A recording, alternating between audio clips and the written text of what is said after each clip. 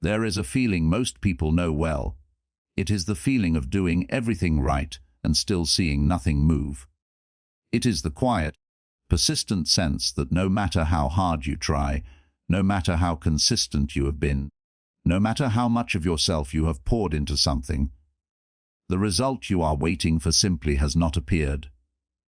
You wake up and you try again. You do the work. You stay focused when it would be easier not to. You show up when you are tired, when you are discouraged, when the voice inside your head starts asking whether any of this is actually leading somewhere. And at the end of the day, you look around and things seem mostly the same as they were yesterday. And the day before that, this feeling is one of the most difficult parts of any serious pursuit. Not the difficulty of the work itself, not the sacrifice, but the silence, the absence of visible confirmation that what you are doing is building toward anything real. You might be in that place right now. You might have been there for weeks or months or longer. And if you are, there is something important I want you to understand before we go any further. You are not stuck. You are accumulating. Those are not the same thing, even though they can feel identical from the inside. Stuck means nothing is happening.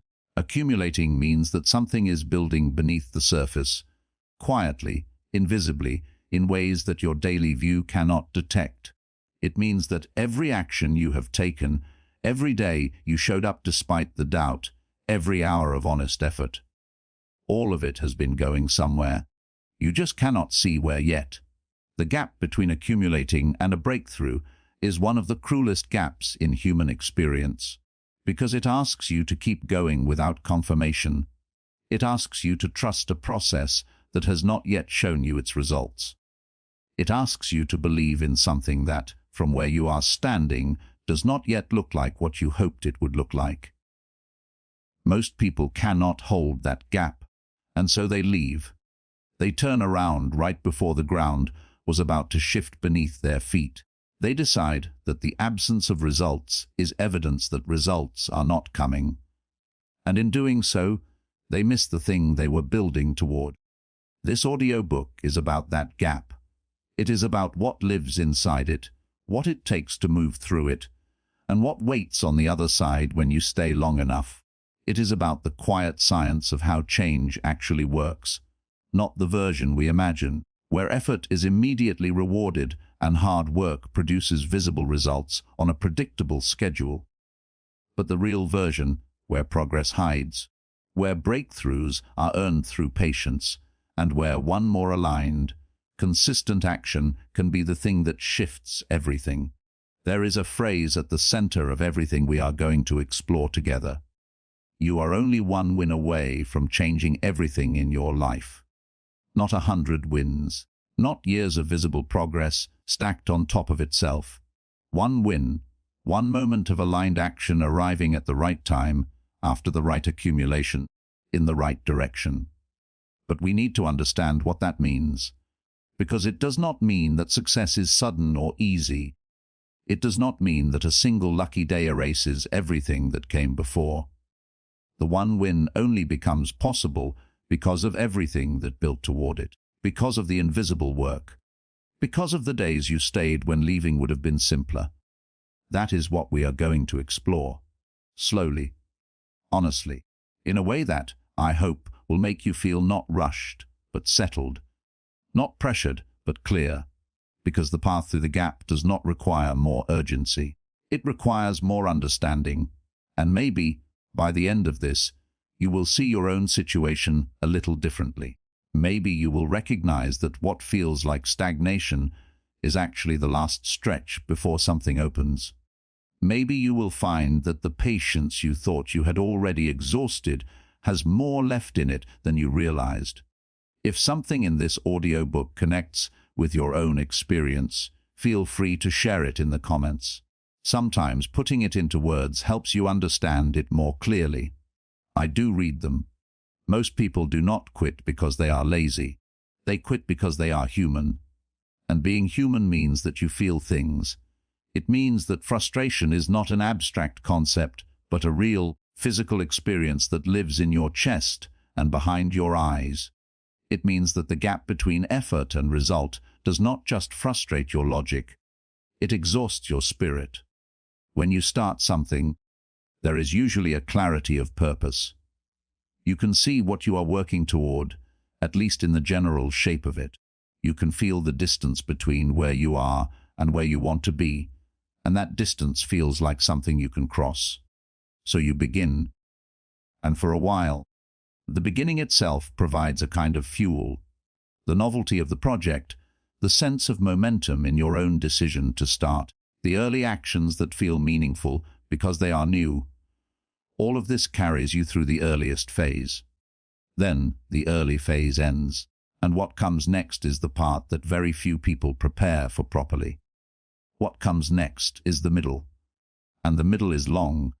It is often longer than you expected, quieter than you hoped, and harder to navigate than the beginning, because in the beginning you had energy and clarity, and in the middle you have neither the freshness of the start nor the satisfaction of the finish. You have only the work, and the waiting, and the honest question of whether this is all going to amount to something. This is the place where most people leave. Not in a dramatic moment of decision, they do a gradual drift. They do not announce that they are quitting. They simply start showing up a little less. The habit becomes irregular. The commitment loosens. The energy they were devoting to the thing gets redirected, a little here and a little there, toward things that feel more rewarding in the short term. And one day they look up and realize they have effectively stopped, even if they never made a conscious choice to do so. Part of this is about impatience, but the impatience is not simply a character flaw. It is rooted in a misunderstanding of how progress works. Most of us carry an implicit model of progress that looks like a straight line. You put in effort and you get output. More effort produces more output. The relationship is direct and proportional. If you work hard for a week, you should be able to see a week's worth of results. If you have been working hard for 6 months, you should be able to see 6 months worth of change. But that is not how most meaningful things actually develop. Growth in almost any domain that matters, physical fitness, creative skill, business, relationships, emotional maturity, tends to be nonlinear. It is often slow for a long time and then relatively rapid in a shorter window. The accumulation happens quietly over a sustained period, and then the visible manifestation of that accumulation appears in what feels like a sudden shift. When you are inside a period of slow accumulation and you are holding a linear model of progress, the math does not make sense. You have put in 6 months of work.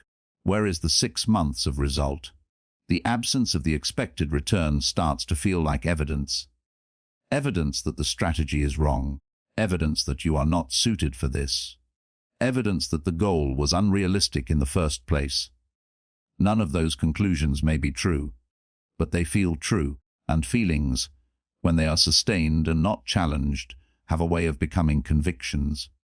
And convictions drive behavior, so the feeling of futility becomes a conviction that progress is not happening, and that conviction produces the behavior of stopping, and the stopping guarantees that the breakthrough that was building never arrives. There is also the role of comparison. It is nearly impossible, in the world as it is now, to pursue a goal without being aware of other people who seem to be further along. You see their results. You see their announcements. You see the evidence of their progress, and you measure it against the absence of visible progress in your own life. And the comparison is not fair, because you are comparing your entire inner experience, including all the invisible effort and all the doubt and all the struggle, against their external presentation, which shows only the outcomes and none of the difficulty. But the comparison does not feel unfair in the moment. It feels like information. It feels like confirmation that you are behind, that you are slower, that perhaps something is fundamentally different about your situation that makes success less available to you than it seems to be for others. This kind of thinking is one of the fastest paths out of the middle and back to the beginning, because it takes your attention off your own process and puts it on someone else's timeline, someone else's results, someone else's version of progress. And your process has nothing to do with theirs. Your accumulation is your own. Your breakthrough will arrive on its own schedule, shaped by your own consistency and your own specific circumstances. When people quit too early, they almost always do so because they have mistaken the silence of accumulation for the silence of nothing happening. And those two silences sound identical, but they are completely different. One means you are waiting for something that will not come. The other means you are on the edge of something that is about to. The only way to know the difference is to stay long enough to find out. Let us talk about what a win actually is, not the way the word is usually used, as a synonym for victory, for the big result, for the moment when everything comes together in a way that everyone else can see. That is one kind of win. But it is not the kind we are focused on here. The win we are talking about is smaller than that, and more precise. It is a single aligned action taken at the right moment, after enough has already been built beneath the surface, that acts as a key in a lock that has been slowly, quietly being prepared to receive it. Think of it this way. Imagine someone who has spent months building physical fitness. They have not seen the dramatic results they hoped for. Their body has changed in ways that are hard to measure from the outside. Their cardiovascular capacity has improved. Their muscles have adapted. Their endurance has quietly grown. But none of this is obvious. They do not look dramatically different in the mirror. Their performance in any given workout does not seem like a revelation. They just keep showing up, keep doing the work, keep wondering when any of this is going to produce something they can point to. And then one day something shifts. It might be one particular session where they push slightly harder and find that they can sustain it in a way they could not have months ago. It might be a moment where they realize that the distance they'd just covered without stopping is something they could not have conceived of doing when they started. It might be a comment from someone who has not seen them in a while. Something small, something specific. That makes the invisible visible, not because the progress happened in that moment, but because that moment was the first time the accumulated progress became perceptible. That is the win. Not the entire arc of effort, not all the months of accumulation. The specific moment, the specific action, the specific recognition, the specific result that makes everything that was hidden suddenly real. That is what we mean. And here is what makes this so important. That win does not happen in isolation. It cannot. It is entirely dependent on what came before it. Without the accumulation, the win has nothing to land on. The key exists, but the lock is not there yet. The moment that would have been a breakthrough arrives too early, before the necessary foundation has been built, and it does not shift anything. It is just another day, another result, another data point that does not change the trajectory. This is why the idea of the one win is not about luck. It is not about waiting for something external to happen to you. It is about building enough, quietly, consistently, patiently, that when the right action arrives, the ground beneath you is ready to receive it and respond. Most people understand success as a linear process where effort accumulates visibly over time, and then eventually the results they were working toward appear. And while this is not entirely wrong, it misses something essential about how breakthroughs actually happen. Breakthroughs are not the culmination of a smooth, upward line. They are the sudden visibility of an accumulation that was happening below the surface. Think about a field of grass after a long drought. The ground looks dry and hard. Nothing seems to be living. And then it rains for a few hours, and within a day or two, things start to appear. Things are growing that were not visibly growing before.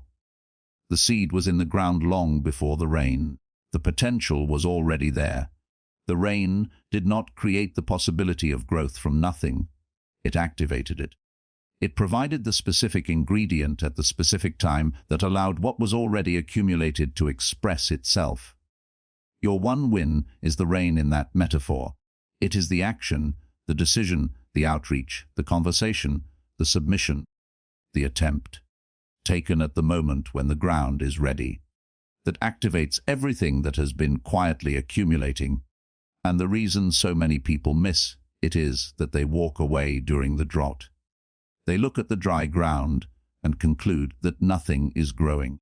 They do not see the seeds. They do not see the root systems extending through the soil. They only see the surface, which does not look like what they hoped it would look like. So they leave, right before the rain. Now, what does it take to recognize when you are close? What does it feel like to be in the final stretch before the win becomes possible? The honest answer is that it often does not feel like anything different from the middle, which is part of what makes it so easy to miss. The final stretch before a breakthrough frequently feels the same as any other stretch of difficult, slow, invisible progress. There is no warning sign. There is no signal that says you are close. What there usually is, though, is a particular kind of fatigue. Not the fatigue of someone who has been working too hard, but the fatigue of someone who has been patient for a long time and is beginning to lose confidence in the patience itself. If you recognize that feeling, that sense of I have been doing this right for so long, and I am starting to wonder if right is actually enough, then you may be closer than you think. That specific fatigue tends to appear precisely when accumulation has reached a level that makes breakthrough genuinely possible. It appears at that moment because the human psyche is extraordinarily accurate at sensing when the stakes are high, even if it cannot articulate why. You are tired of the patience because something inside you knows that you are at a threshold. The impatience is not a sign that you should stop. It may be a sign that you are about to arrive. The concept of the one win also changes how you think about action in the present. If you understand that what you are doing right now is building the foundation for a future breakthrough, not promising that breakthrough, not guaranteeing it, but making it possible, then every consistent action takes on a different quality. It is no longer just another day of invisible effort. It is another stone placed in a structure that is one stone closer to the one that will finally make the whole thing stand. This does not remove the difficulty. It does not make the middle feel like the beginning or the drought feel like rain. But it reframes the question you are asking yourself when you show up.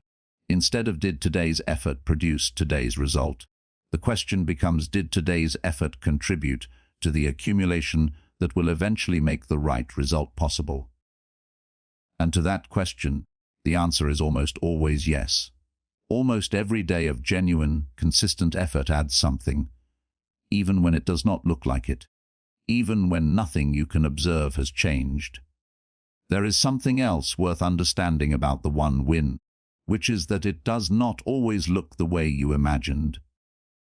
When you are in the middle of a long effort and you imagine the breakthrough, you tend to imagine it in a particular form. The exact result you have been working toward, arriving in the exact way you expected it to arrive, and sometimes that is what happens. But often the win comes in a different shape. It might be an unexpected connection instead of the result you were targeting directly. It might be a recognition that shifts how others see your work, which then opens a door you did not know was there. It might be an inner shift, a moment when you realize that you have changed in some fundamental way, that you see things differently now, that the person you have become through the process of staying consistent is already a different and more capable version of the person who started. The willingness to recognize the win even when it does not look exactly like what you planned for is part of what allows the full momentum of a breakthrough to unfold. If you are so attached to one specific form of result that you cannot see other forms of genuine progress, you risk missing the very win that was meant to open the next phase. Stay open, stay consistent, Stay specific enough in your direction that you are building towards something real, but flexible enough in your expectations that you can recognize value when it arrives in an unexpected package. Because it will arrive, not as a guarantee. Nothing in an honest conversation about growth can be guaranteed, but as a real, meaningful possibility that becomes more probable with every day of accumulated, aligned, genuine effort. And that probability is worth the patience. Progress, in most meaningful pursuits, is largely invisible for the majority of the time you are making it. This is not a motivational claim. It is a structural feature of how growth actually works. The things that change most significantly, skills, understanding, capacity, character, tend to change in ways that are internal, incremental, and extremely difficult to observe in real time. You do not experience yourself becoming more skilled. You just practice. You do not experience yourself becoming more resilient. You just face difficulty and come through it. The change is happening, but you are inside it, and being inside something makes it nearly impossible to see its full shape. Think about how you learn a language. In the early stages, every lesson is visible. You are acquiring vocabulary, you are building simple sentences, you are crossing clear, measurable thresholds. Then you move into the middle stage, and the visible markers of progress become sparse. You are no longer learning 100 new words a week. You are deepening your understanding of constructions you already know in a shallow way. You are building the capacity to hear the rhythm of the language, to feel when something sounds right or wrong before you can explain why. You are developing an intuition that has no measurement, and it often feels like very little is happening because the kind of thing that is happening does not show up on any external measure. And then one day you have a conversation in that language and you realize that something fundamental has shifted. You are not translating, you are thinking. The language is arriving in a way that feels natural rather than constructed. The accumulation of all those months of invisible progress has produced something real, something that is now obvious and measurable and undeniable. But none of that progress was obvious when it was happening. This pattern repeats across almost every domain where genuine mastery is possible. The visible phase of acquisition gives way to a long invisible phase of integration, and the invisible phase is where the deepest, most durable change occurs. It is where beginner knowledge becomes internalized understanding, where practiced technique becomes instinct, where effortful skill becomes capacity that you carry with you without thinking. The problem is that the invisible phase feels like nothing. It feels like you are doing the same things you were doing before, getting the same results, going nowhere new, and in a sense you are. The output looks the same, but the internal architecture is changing. The foundations are deepening. The capabilities that will eventually allow you to do something you could not do before are being quietly assembled. You do not get to see this happening. That is part of the cost. You have to trust that it is happening based on evidence that is indirect and incomplete. You have to trust the process, not because you have proof that it is working, but because you understand enough about how growth works to give it the time and space it needs. There is a concept in plant biology that is worth sitting with here. Certain species of bamboo spend years, sometimes many years, after planting, showing almost no growth above the surface. During that time, an observer looking at the ground would see very little to indicate that anything significant is happening. But beneath the surface, the plant is developing an extraordinary root system. It is building the infrastructure, the network of roots and the capacity to draw nutrients and hold itself stable, that will eventually allow it to grow very rapidly when the right conditions appear. All of that preparation is invisible. And without understanding what is happening beneath the surface, you might conclude that nothing is happening at all. You are like that in your invisible phases. The part of your growth that the world can observe. The output, the measurable result. The visible change, may look minimal or even non-existent, but beneath the surface, something is being built. The roots of your understanding are extending. The infrastructure of your capability is deepening. And when the right moment arrives, when the conditions align, when the next aligned action is taken, when the accumulation has reached a threshold, the growth that appears will seem sudden only to those who were not watching what was happening below. One of the most important skills you can develop, then, is the ability to work without visible confirmation. This is harder than it sounds. Human beings are wired to seek feedback. We orient our behavior based on the responses we receive from the world around us. When we act and nothing visibly changes, our nervous system registers that as important information, possibly as a signal that the action was wrong or futile or pointing in the wrong direction. But in the context of invisible progress, the absence of visible feedback is not meaningful information. It simply means that you are in the phase where results are accumulating rather than expressing. And the only appropriate response is to continue. This requires a shift in what you measure.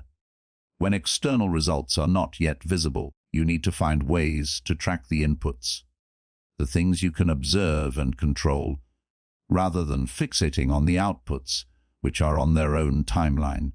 Did you show up today? Did you do the work with genuine attention? Did you stay when it would have been easier to leave? Did you make the choice that the person you are becoming would make? These are not nothing. These inputs, consistently tracked and consistently honored, are the record of your invisible progress.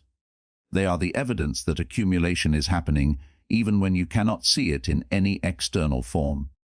And over time, that record becomes a source of confidence.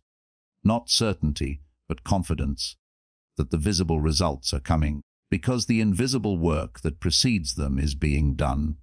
There is also something to be said about the way invisible progress changes you as a person, independent of any external result. The months of showing up without reward, of practicing without visible improvement, of staying committed without visible confirmation. These experiences are not neutral. They build something in you. They build the quality of sustained effort, the ability to act in the absence of feedback, the capacity to maintain direction when direction feels uncertain. These qualities are not byproducts of success. They are often prerequisites for it. The people who achieve meaningful, lasting things are usually not the ones who were most talented or most gifted or most fortunate at the start. They are the ones who develop the capacity to stay in the invisible phase without losing their way. And that capacity, once developed, does not go away. It becomes part of who you are. It becomes a resource you carry into every future challenge. So when you are in the invisible phase, when you are doing the work and seeing nothing change, try to hold two things at once. First, the work is not wasted. What you are doing is being stored, being integrated, being built into something real that has not yet expressed itself. Second, you are also being built. The discipline of staying in the invisible phase is developing qualities in you that are themselves valuable, independent of the external result they are building toward. You are not waiting for life to change. You are changing, and the life will follow. There is a particular emotional experience that tends to arrive near the end of a long invisible phase. It is not a pleasant experience. It arrives quietly, but it is persistent and patient and very good at making its case. It is the experience of doubt. Not the clean, philosophical kind of doubt that simply asks whether your approach is correct and invites you to examine your strategy. This is a deeper, murkier kind. It is the doubt that questions not just what you are doing, but who you are. Whether you have what it takes, whether the version of yourself that started this journey was naive or arrogant or simply wrong about the possibilities available to you. This doubt tends to arrive after you have already made it through the easier stages of discouragement. You have been through the frustration of slow results and found ways to manage it. You have been through the comparisons and talked yourself back to your own path. You have been through the periods of low motivation and pushed through them. And now this arrives, this quieter, more fundamental questioning, and it is harder to manage because it is not about a specific setback or a specific frustration. It is about the whole picture. What if this was never going to work? What if I have been wrong about this from the beginning? These are not irrational questions. They are reasonable things to ask when you have been working for a long time without clear evidence of progress. But they are also, at this specific moment, potentially the most dangerous thoughts you can have. Because this specific moment, when the doubt is at its most total, when the questioning goes all the way down to your foundations, is frequently the moment that is closest to the shift. It is a pattern that appears across many different areas of serious effort. The emotional low point and the actual low point of the process often do not coincide. The deepest discouragement frequently arrives not when the situation is at its worst, but when accumulated effort is at its highest. When so much has been built that the strain of holding it all together, of continuing to believe in something that has not yet become visible, becomes nearly unbearable. The emotional experience is one of depletion, of reaching the end of reserves. But what the emotion is not accurately reporting is where you are in the actual process. You can think of it like climbing through cloud cover. When you are in the cloud, the sky above you is completely obscured. You cannot see the top, you cannot see light. You are surrounded by grey, and the grey is the same grey it has been for a long time, and there is no visible reason to believe that anything above you is different from what you have been climbing through. And then, sometimes without warning, you break through, and above you is everything, space, light, the full view of where you are. But inside the cloud, there is no way to know that the break is close. The cloud does not thin gradually before you emerge from it. You are in it, and then you are out. And if you had turned around at the moment when the cloud felt most thick and the visibility was worst, you would have come down without ever knowing how close you were to the top. Doubt is also accompanied, in these final stretches, by a specific kind of fatigue that is worth naming. It is not ordinary tiredness. It is the fatigue of sustained attention, the particular exhaustion of having held something in focus for a long time. When you commit to something meaningful, you are not just doing the physical or practical work involved. You are also carrying it, mentally, emotionally. You are holding the goal, holding the vision, holding the belief in the possibility of the outcome, day after day, without it being confirmed or rewarded. This carrying is real work. It consumes real resources, and eventually those resources need to be replenished. The temptation, when that fatigue arrives, is to interpret it as a sign that you have been wrong. But fatigue is not evidence of wrongness. It is evidence of sustained effort, and sustained effort, in the right direction, is exactly what a breakthrough requires. There is also something worth understanding about the relationship between resistance and proximity.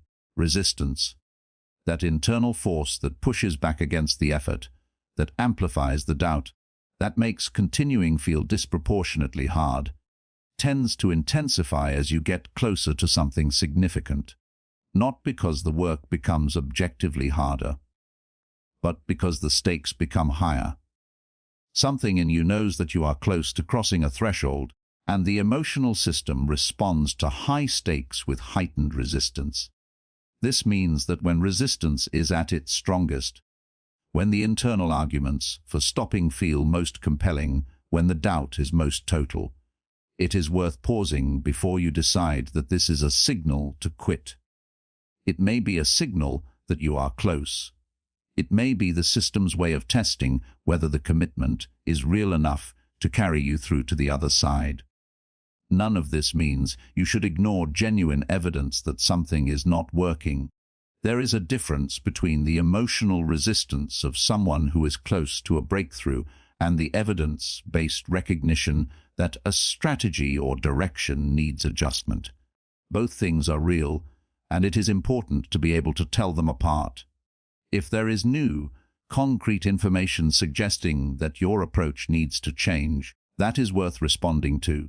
But if what you have is doubt in the absence of any new negative evidence, if you are questioning everything simply because it has been a long time and the results have not arrived yet, then what you are experiencing is not information. It is weather. Weather passes.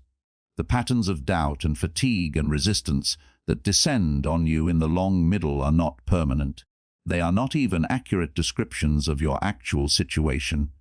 They are emotional conditions created by the combination of time and effort and the absence of visible confirmation.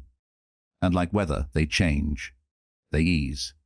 And when they ease, if you have stayed present through them, you find yourself still on the path, still building, still pointed in the direction of something real. The practice, and it is a practice, not a switch you can flip, is to observe the doubt without being absorbed by it, to hear the questions it raises without treating them as conclusions, to feel the resistance without treating it as instruction. You do not have to argue with the doubt. You do not have to silence it or suppress it. You can simply acknowledge it. I hear this. I feel this. And I am continuing anyway. Because the continuing is what matters, not the feeling, not the absence of doubt. The fact of showing up, of doing the next thing, of adding the next stone to the wall, even when everything inside you is saying that the wall is never going to stand. If you recognize yourself in parts of this, you are not alone. You can share your thoughts in the comments if you want to. Momentum is one of those words that gets used so often it starts to lose its meaning. We talk about having momentum or losing momentum as if it is something we can pick up and put down like an object. But momentum, in the context of personal growth and long-term effort, is not a thing. It is a condition, and it is one of the most powerful conditions available to you. To understand what momentum actually is, you first have to understand what produces it. Momentum is not produced by inspiration. It is not produced by a good day or a strong motivation or a burst of clarity. Momentum is produced by consistency. Specifically, by consistent action over a sustained period of time, regardless of how those individual actions feel in the moment. What makes momentum interesting, and what makes it so counterintuitive, is that it is not proportional to the size of the individual actions that create it. You do not build momentum by doing large things occasionally. You build it by doing small, aligned things reliably. The frequency matters more than the magnitude. The showing up matters more than the quality of any individual session. The pattern matters more than any single data point within it. Think about a train. Getting a train from a standing start into full motion requires an enormous amount of energy. The initial resistance is significant, but once the train is moving, once momentum is established, the energy required to keep it moving at speed is far less than the energy required to start it. The same principle applies to human effort. Getting started requires the most energy. Staying in motion, once motion is established, becomes progressively easier. Not easy, but easier than it was. This is the physics of consistency. Each day you show up, you reduce slightly the resistance to showing up the next day. Each day you do the work, you make it fractionally more natural to do the work the following day. Each consistent action reinforces the pattern that makes the next consistent action more likely. Not guaranteed, but more likely.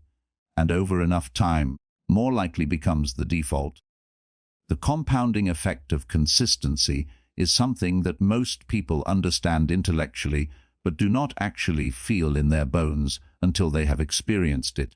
The concept of compounding is familiar from finance. Small, consistent returns applied over a long enough period produce results that are disproportionate to what simple addition would predict. The same mechanism applies to effort. Skills developed consistently do not improve linearly. They improve in ways that accelerate over time, because each increment of skill makes the acquisition of the next increment more efficient. A beginning writer who shows up and writes every day for 2 years does not simply become a person who has written for 2 years. They become a person whose sense of language, whose understanding of structure, whose intuition about what works and what does not has been fundamentally altered by the accumulated experience of 2 years of daily practice. The improvement is not just quantitative, it is qualitative. They can see things now that they could not have seen at the beginning because the consistent practice has trained new capacities of perception. The same is true for you in whatever direction you are building. The consistency you are bringing to your work is not just adding output. It is developing capability. It is expanding what is possible for you. And the expansion is not visible day to day. It is only visible when you step back far enough to compare where you are now to where you were before. And even then, it is often surprising how much has changed without you noticing. Consistency also does something important for your relationship with yourself. When you consistently do what you said you would do, you build a particular kind of internal trust. You begin to believe your own commitments, because you have made and kept them enough times to know that you are someone who follows through. This trust is more valuable than it might sound. It changes the quality of your commitments, because you no longer make them with a silent asterisk, with the caveat that you will follow through if the motivation holds or if circumstances cooperate. You make them with a different foundation, and when you have that foundation, the inevitable difficult days become less destabilizing. A day when motivation is absent or a week when things feel difficult does not threaten the whole structure. You know it is a day or a week, not a permanent state. You know you will come back. You have come back before. Your record tells you that the pattern is consistent, and patterns are more powerful than individual data points. There is a distinction worth making here between consistency and rigidity. Consistency means showing up reliably, doing the work, maintaining the direction. Rigidity means refusing to adapt, insisting on a specific form even when circumstances call for flexibility. These are not the same thing. Consistency is the goal. Rigidity is often the enemy of consistency because the person who requires perfect conditions in order to show up will, at the first imperfect day, find that they cannot. True consistency is flexible about the form and firm about the commitment. On a day when you have 30 minutes instead of 2 hours, you use the 30 minutes. On a week when everything is disrupted, you find the 10 minutes. You do not wait for the perfect conditions because you understand that waiting for perfect conditions is another way of not going. You adapt without abandoning. You reduce without stopping. You stay in contact with your own effort, even when the contact is minimal, because maintaining the thread matters more than maintaining the ideal version of the practice. The thread is what carries the momentum. As long as the thread is not broken, the momentum is still there, perhaps reduced, perhaps quieter, but intact. And a thin, intact thread is far easier to strengthen than a broken one is to reconnect. Momentum, once established, has a quality that is almost self-protective. When you have been consistent long enough, the consistency itself becomes part of your identity. Missing becomes strange.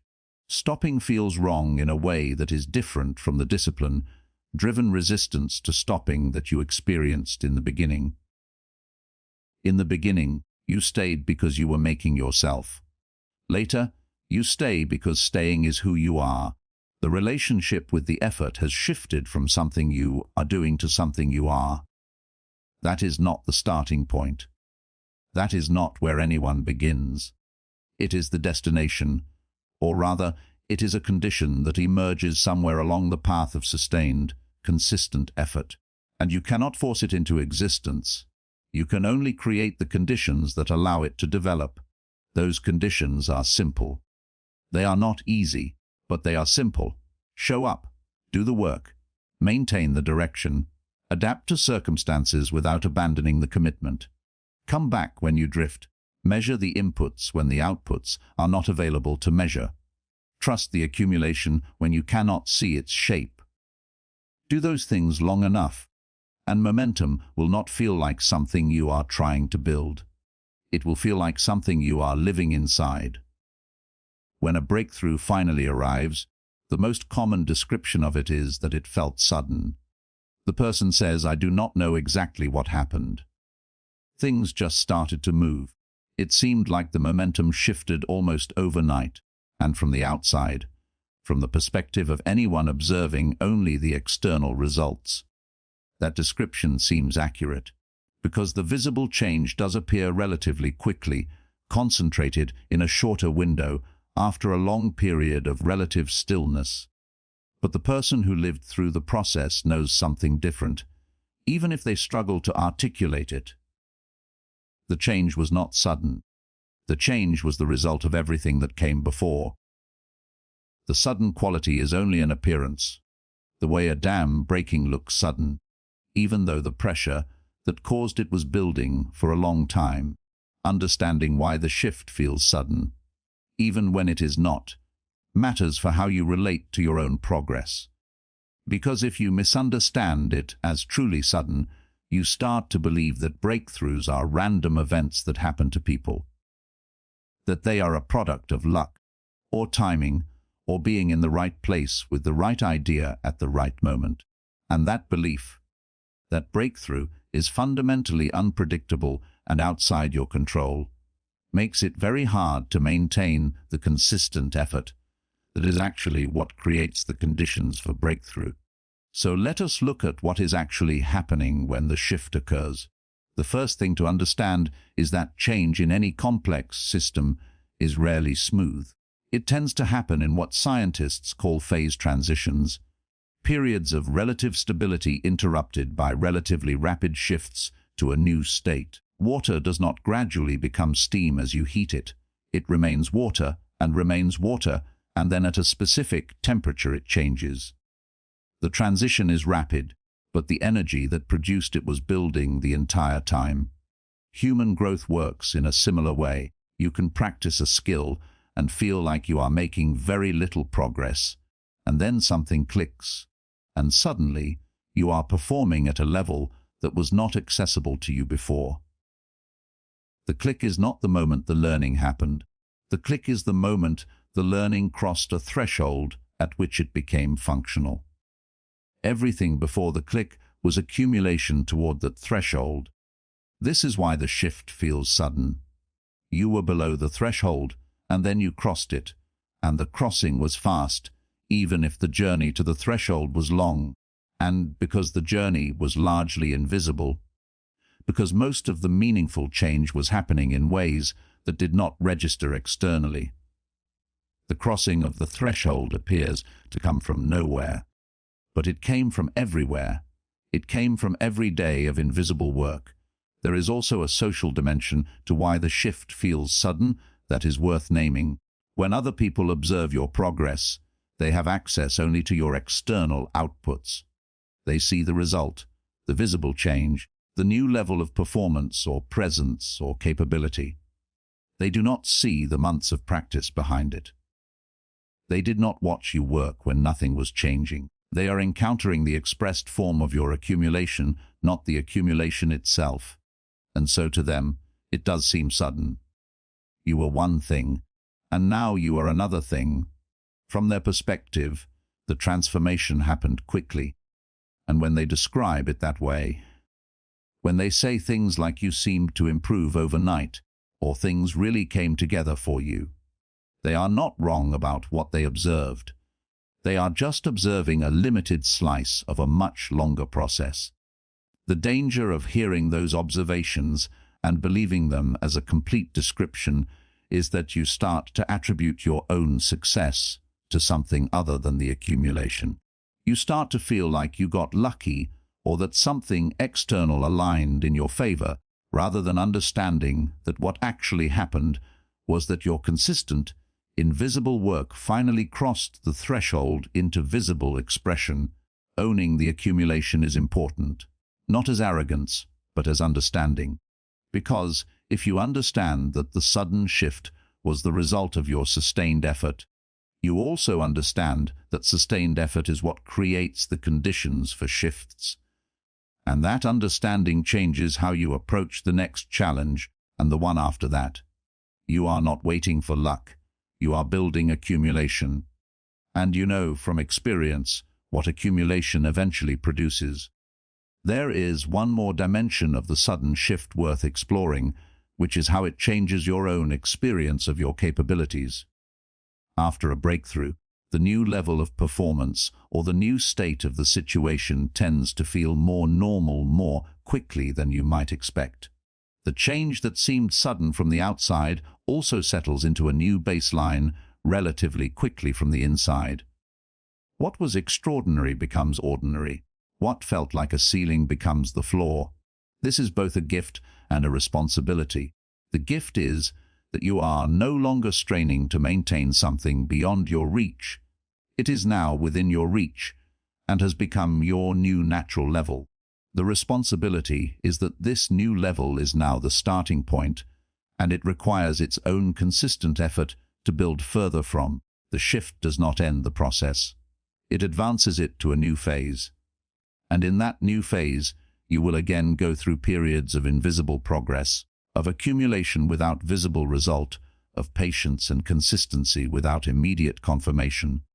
The mechanism does not change. Only the level at which it is operating changes. And if you understand that this is how all meaningful progress works, then you can approach each new phase with a little less anxiety and a little more trust. You have been through the invisible phase before. You know that it was not wasted. You know what it eventually produced. And you know that the same process, applied again with the same consistency, will produce the same eventual result, a shift that looks sudden but was built day by day in silence by you. The question, ultimately, is not whether you can work hard. Most people can work hard in short bursts. The question is whether you can stay. Staying is the skill that separates the people who experience breakthroughs from the people who build toward them and then turn away before they arrive. Staying is the application of everything we have discussed, the understanding of invisible progress, the management of emotional resistance, the building of momentum through consistency, in the face of the ongoing reality that nothing has visibly changed yet. Staying is not passive. It is not simply waiting. Staying means continuing to take the actions that are aligned with your direction day after day, without requiring visible confirmation that those actions are working. It means maintaining the commitment when the commitment feels abstract rather than alive. It means treating your future self as someone worth working for, even when your present self cannot feel the connection to that future. One of the most useful reframes for the experience of staying is to shift from asking, "Is it working?" to asking, "Am I building?" The first question is oriented toward external results, and when external results are not visible, the answer will always feel uncertain or negative. The second question is oriented toward process, and the answer to it is almost always observable. Are you showing up? Are you doing the work? Are you maintaining the habits and practices that are aligned with your direction? If the answer is yes, then you are building. And building, even when it is invisible, is working. There is also something important to say about the relationship between staying and identity. We touched on this earlier, but it is worth going deeper here. The longer you stay with a commitment, the longer you show up, even imperfectly, even inconsistently in the quality of individual days, while remaining consistent in the pattern, the more the commitment becomes part of how you understand yourself. This is not just a pleasant psychological side effect. It is a functional change in your relationship with the effort. When your commitment is something you are doing, it requires ongoing motivation to maintain it. When it becomes something you are, it requires much less external motivation because the behavior is now an expression of identity rather than an imposition on top of it. The transition from doing to being does not happen at a specific moment. It is gradual.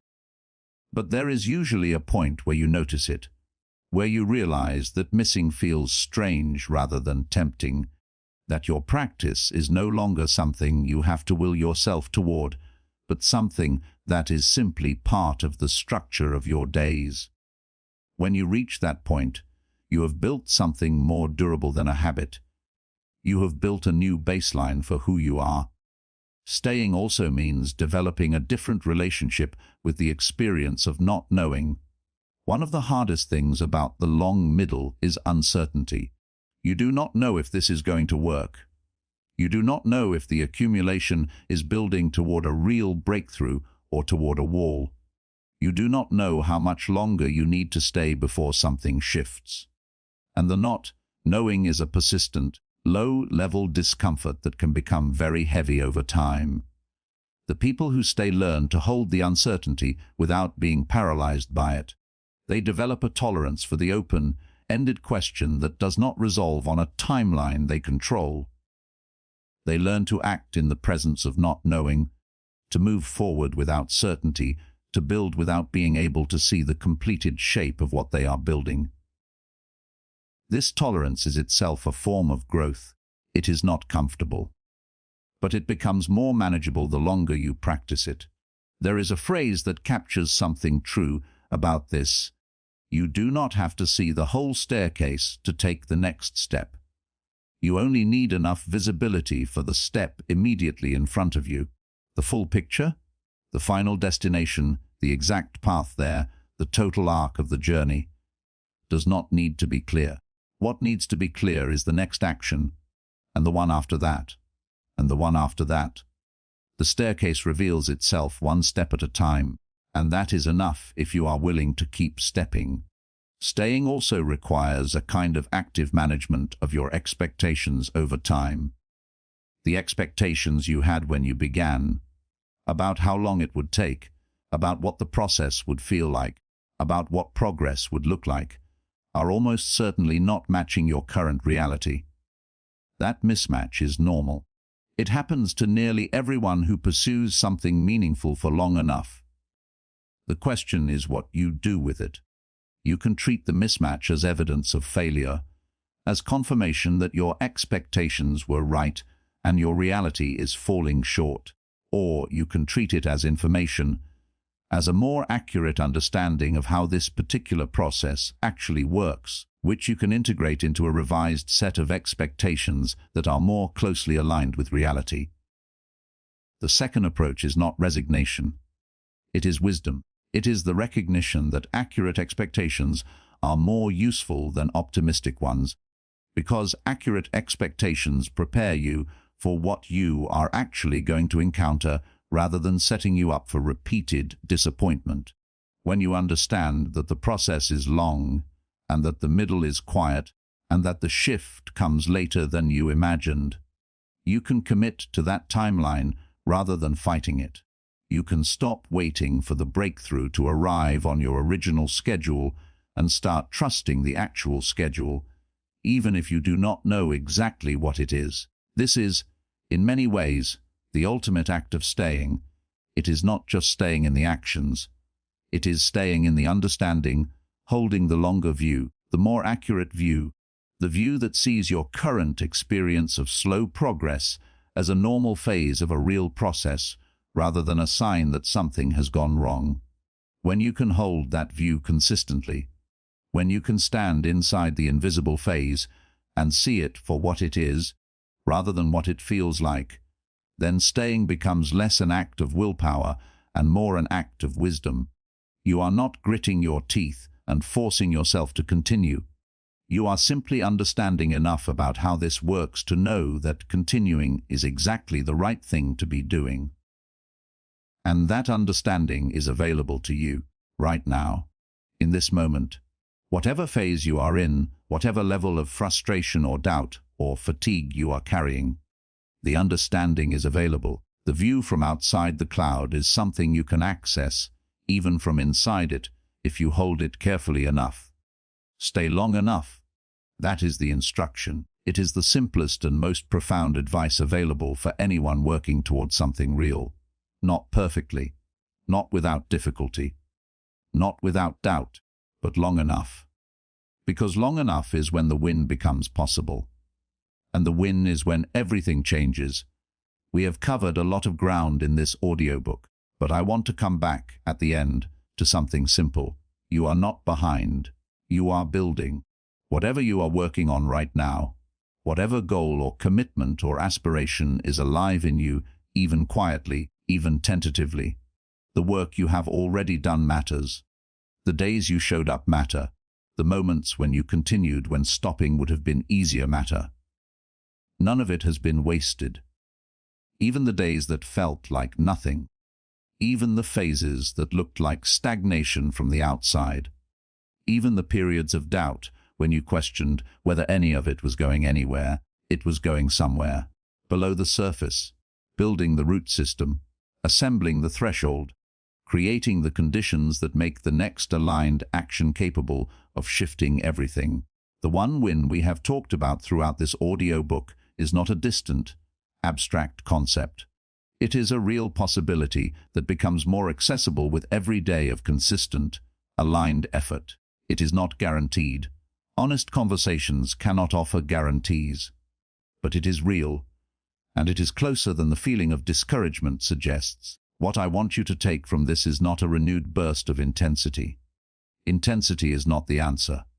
Intensity fades. What I want you to take is a quieter, more durable thing. I want you to take patience. I want you to take the understanding that the timeline of your progress is not a problem to be solved, but a reality to be worked with. I want you to take the recognition that the invisible phase is a normal and necessary part of every meaningful journey, and that the fact that you are inside it does not mean you are lost. You are not lost. You are in the middle. And the middle always precedes the shift. The action you take tomorrow, not the grand, dramatic action, but the ordinary, consistent, aligned one, is another stone in the wall. It is another drop of water on the seed. It is another day of pressure building behind the dam. It is not nothing, even when it looks like nothing. It is accumulation, and accumulation, held long enough in the right direction, becomes change. What you are building is real. What you are moving toward is possible. And the distance between where you are and where you want to be is not as vast as the frustration makes it feel. The frustration is not the distance. The frustration is just what accumulation feels like from the inside when the results have not yet appeared. Keep your eyes on what you can control. The consistency, the showing up, the aligned actions taken one after another, regardless of what the external picture is telling you today. Trust the process, not because you have proof that it is working, but because you understand enough about how growth actually works to give it the time and the space it needs. You are not starting over. You are building momentum. Every day you stay is another day closer to the threshold. Every consistent action is another contribution to the accumulation that will eventually make the win possible. And sometimes, one more step is all it takes for everything to change.